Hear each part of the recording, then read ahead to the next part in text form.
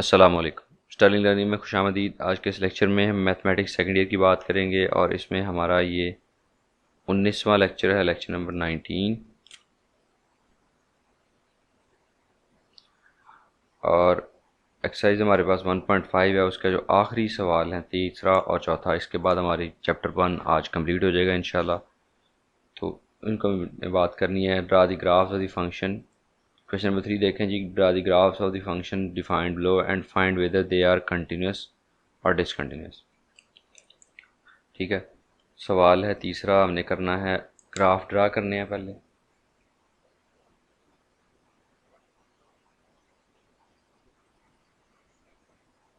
और फिर इसकी कंटिन्यूटी के बारे में भी फैसला करना है कि ये कंटिन्यूस है या डिसकंटिन्यूस है। इसका पहला पार्ट देख लें जी। y equals to x minus 1 if x is less than 3 and 2x plus 1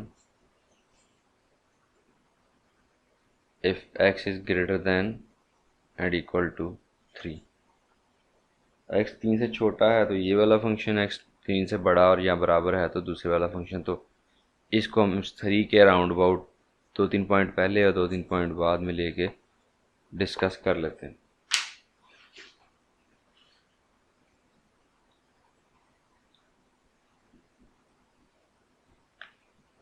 तो x इज़ लेस देन 3, इसका मतलब है अगर मैं 3 पॉइंट ऐसे लूँ या 4 पॉइंट ले लूँ, कौन से वाले, 0, 1 और 2। 3 नहीं ले सकता क्योंकि 3 से छोटी वैल्यू है। तो ये अगर मैं x ले रहा हूँ तो y मेरे x के हिसाब से क्या आएगा, कौन सा फंक्शन इस्तेमाल होगा, ये वाला। जिस तरह लास्ट लेक्चर में हमने किया था वैसे ही करेंगे।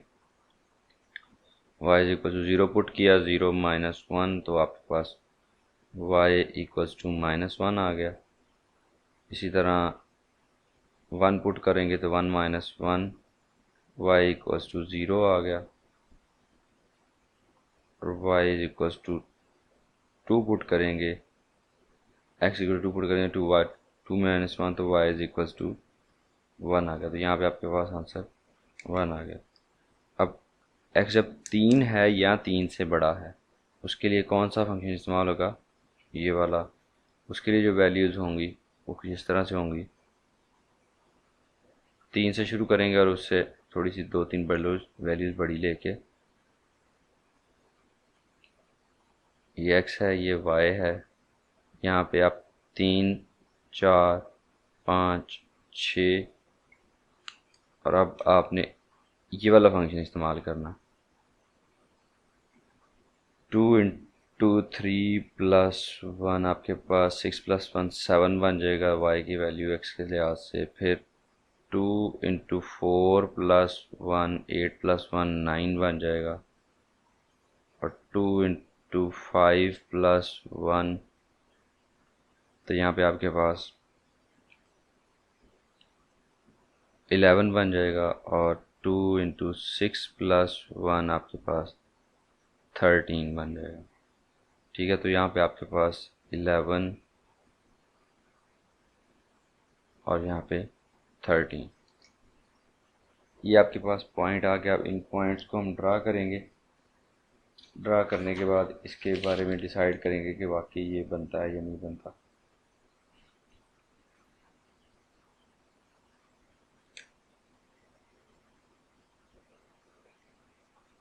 इसको टू द स्केल स्केच बना लें या रफ स्केच बना लें।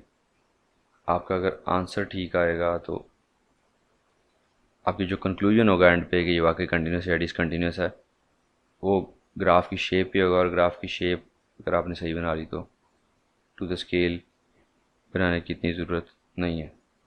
x 0 है तो y की वैल्यू क्या है, -1। ये जो अगर टू द स्केल नहीं बनानी, लेकिन ये जो पॉइंट्स हैं on the x axis and y axis, ये सारे एक जैसे होने चाहिए। इनका डिस्टेंस कब तकरीबन एक जैसा करके रखें।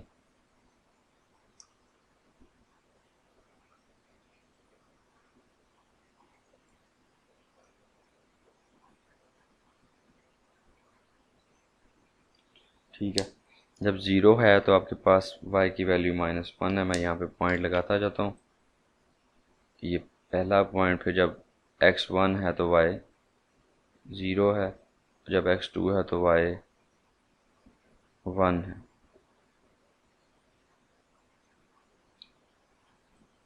ये आपके पास लाइन आ गई। अब जब x3 है तो y की वैल्यू कितनी है आपके पास?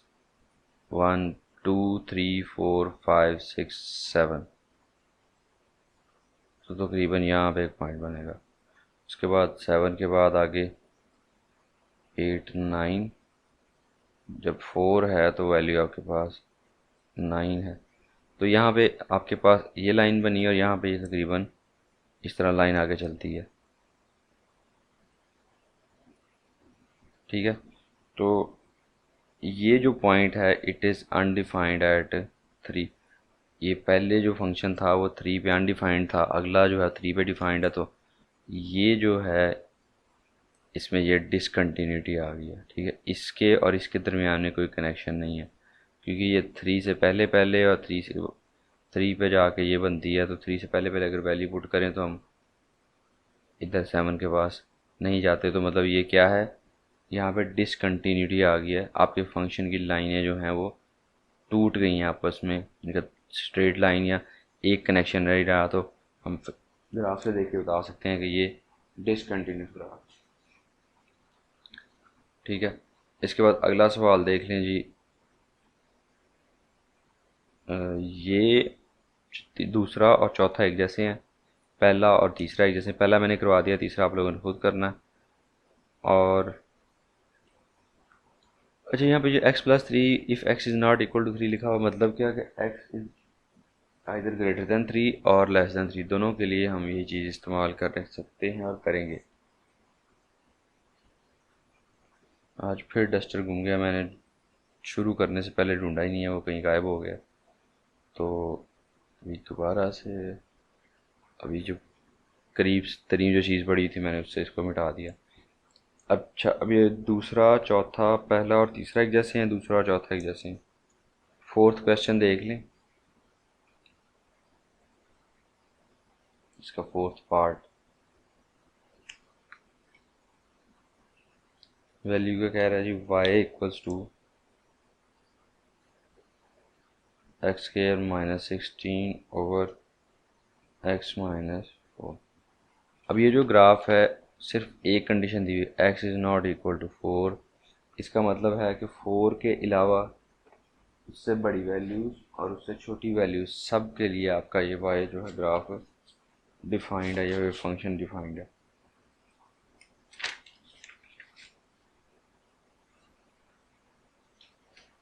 इसकी वैल्यूज़ पुट करेंगे हम।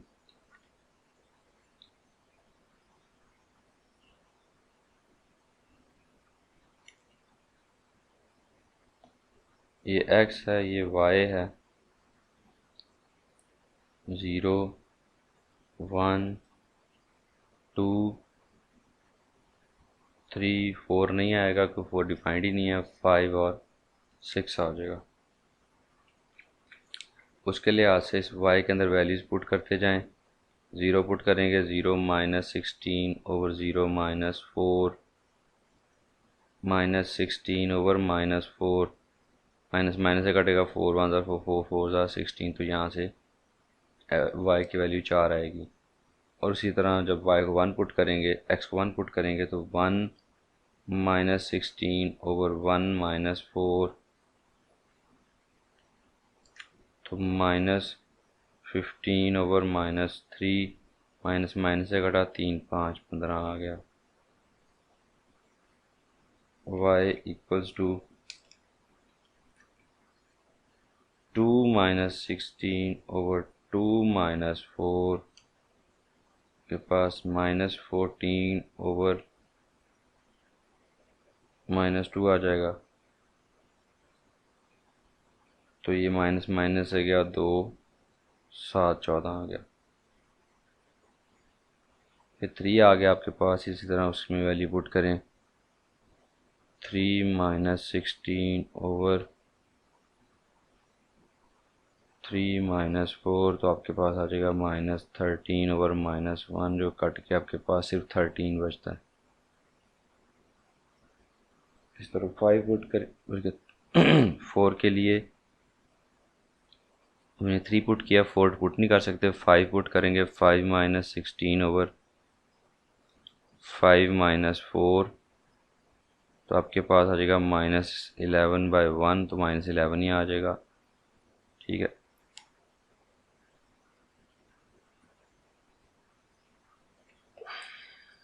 x is not equal to 4 के ऊपर ये अनडिफाइंड है, बाकी सारी जगह पे ये डिफाइंड है। और 1 का स्केयर 1 आएगा, यहाँ पे इस फंक्शन में ऊपर स्केयर है तो 4 आएगा। 4 - 16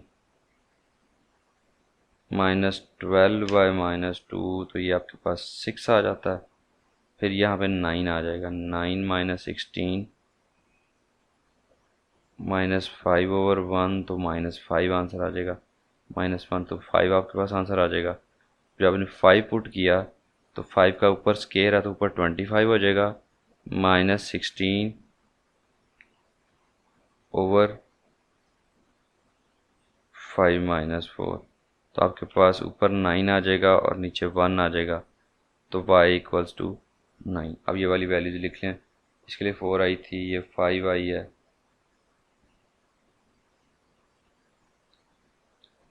ये आपके पास 6 आई थी। 9 - 16 आपके पास -7 आता है, तो यहाँ पे आपके पास +7 आएगा। तो 3 के लिए 7, 4 के लिए कोई वैल्यू डिफाइन नहीं की गई और 5 के लिए 9 से आगे मज़ीद नहीं जाएंगे। ठीक है, इतनी काफ़ी है, इससे पता चल जाएगा। यहाँ पे हम ग्राफ बनाते हैं।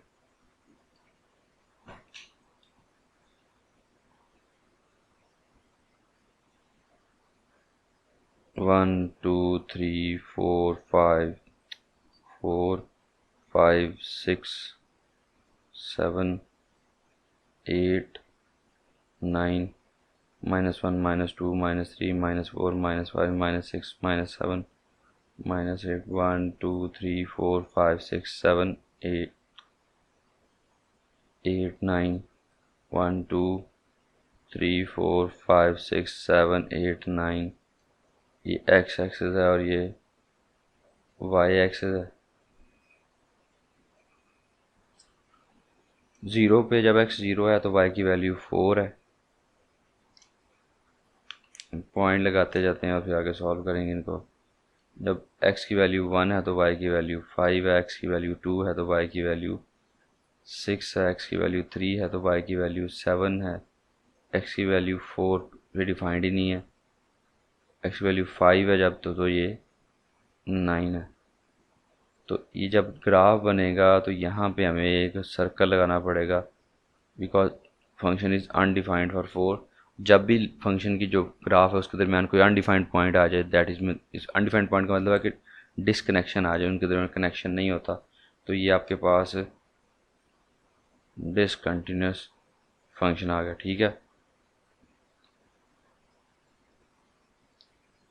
इसकी फंक्शनैलिटी जो है वो पॉइंट्स पे डिपेंड करती है, 4 पे डिफाइन नहीं है, तो ये सिर्फ मतलब है कि अनडिफाइंड फंक्शन है हमारे पास। अच्छा, इसके बाद हमारे पास क्वेश्चन है y = sin 2x और x/2 = cos x, 2x = tan x।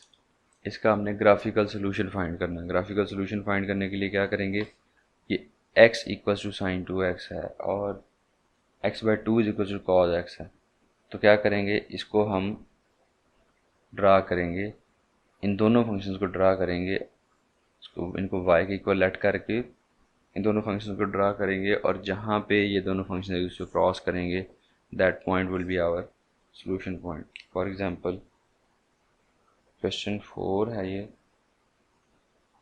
Solution find करना है ग्राफिकल मेथड से। तो पहला पार्ट इसका देख लें, x = sin 2x। x को अलहदा आप इक्वल कर लें y के और sin 2x को अलहदा y के इक्वल कर लें, तो फिर उसका आपने ग्राफ बना देना। जब आप ग्राफ बनाओगे तो आपके पास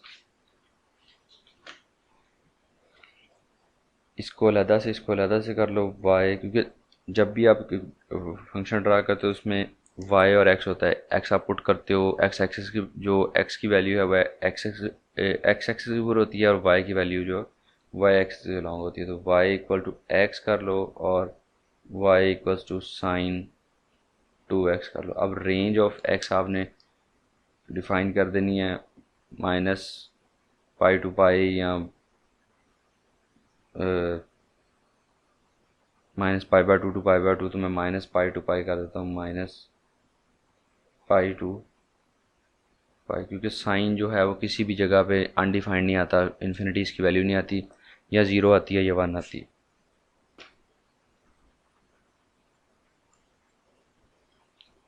तो अब हम एक्स और वाई का टेबल बनाएंगे।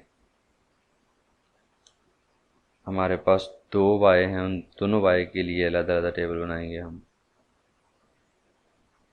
सेम एक्स के लिए इन दोनों में क्या वैल्यू बनती है।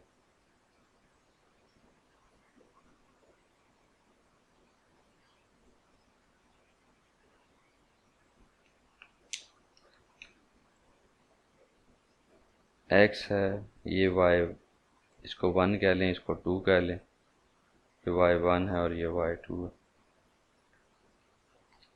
इसको जब हम minus pi by to, zero, इसके अंदर मैं छोटे इंटरवल कर सकता, लेकिन मैं बड़े इंटरवल के साथ फिर इसका ट्रेंड देखना है, इस वजह से बस 4-5 इंटरवल लूँगा। माइनस वाई वन क्या आ जाएगा, जो वैल्यू ये आ जाएगी, क्योंकि y is equals to x है। ये माइनस पाई बाई टू आ जाएगा, ज़ीरो आ जाएगा, पाई बाई टू आ जाएगा, और ये पाई आ जाएगा। अब ये वाई टू जो है वो साइन 2x कैलकुलेशन के बाद आएगा। तो साइन 180 क्या होगा, ज़ीरो के बराबर, लेकिन जब उसको 2 से मल्टीप्लाई कर देंगे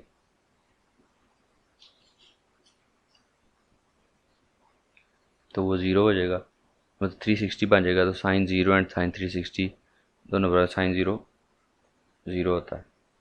उसी तरह जब अगली वैल्यू पुट करेंगे हम माइनस पाई बाई टू, तो भी आपके पास साइन पाई आ जाएगा, जो कि ज़ीरो के बराबर है, 180। ज़ीरो साइन ज़ीरो ज़ीरो होता है, साइन 180 भी ज़ीरो होता है। उसी तरह जब आप साइन ज़ीरो पुट करोगे तो अब भी आंसर इसका ज़ीरो ही आएगा। मतलब मुझे इसके दरमियान में पॉइंट लेने चाहिए। इन पॉइंट से सिर्फ ज़ीरो वैल्यू आ रही है, अगर मैं इसके दरमियान में पॉइंट लूँगा तो मुझे इसका ट्रेंड पता चलेगा। तो माइनस पाई से अब मैं पहले एक पॉइंट लूँगा,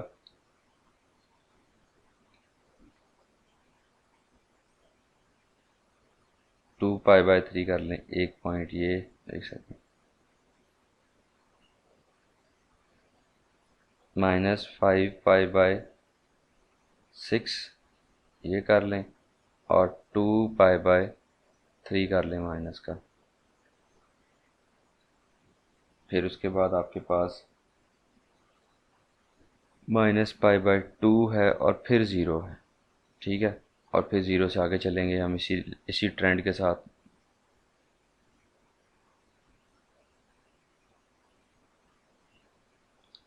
ठीक है, इसकी वैल्यू आपके साथ पास आती जाएगी, ये तो वही आती जाएगी जो ऊपर है, वही वैल्यू नीचे लिखनी है, मैं दोबारा लिखूँगा नहीं।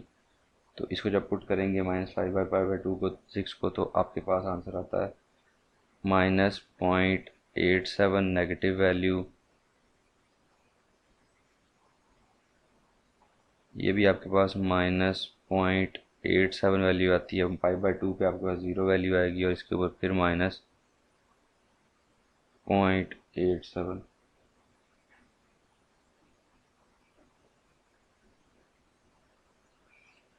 सर यहाँ पे आपके पास ये वैल्यूज़ की पॉजिटिव आती है, फिर ज़ीरो, फिर नेगेटिव, और फिर ज़ीरो, और फिर पॉजिटिव। इस तरह ये कुछ साइन का ग्राफ मुझे वैसे भी आता है, आप लोगों को भी आना चाहिए।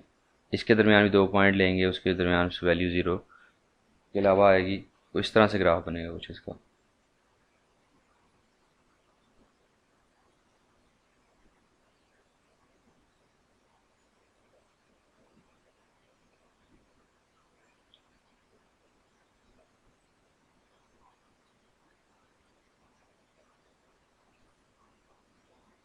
ठीक है। और जो दूसरा जो है y is equal to x है, इसकी स्ट्रेट लाइन बनेगी और पाई की वैल्यू 3.14 होती है, तो -3.14 यहाँ पे पहले नीचे आएगा, ये पाई की वैल्यू पे यहाँ पहले होगा -3.14 पे। फिर जब आगे पाई/2 होगा तो उसकी वैल्यू आपके पास 9 हाफ ऑफ दी ये होगी, यहाँ पे तकरीबन होगी। फिर जब जब कट करेगा वो यहाँ पे जाके तकरीबन यहाँ पे जा कट करके यहाँ से आगे इसका ग्राफ गुजर जाएगा ऐसे करके। ये आप लोग ड्रा कीजिएगा। अगर इसमें कोई डाउट आता है, आपसे ड्रा नहीं होता, तो आप कमेंट में जाके कमेंट कर सकते हैं, तो मैं इसकी फिर आपको मज़ीद डिटेल आपको बता दूंगा। अभी टाइम काफ़ी हो गया, तो हम इस लेक्चर को यहाँ पे ख़त्म करेंगे। आखिरी सवाल जो है हमारा ये 1.5 का, ये भी तकरीबन ख़त्म हो गया। अगर आपने ना समझ आए इसकी तो पूछ लीजिएगा। नेक्स्ट लेक्चर में हम इंशाल्लाह चैप्टर नंबर 2 को स्टार्ट करेंगे। दुआ में याद रखिएगा, अपना ख्याल रखिएगा। अल्लाह हाफिज़ और अल्लाह आपका निगहबान।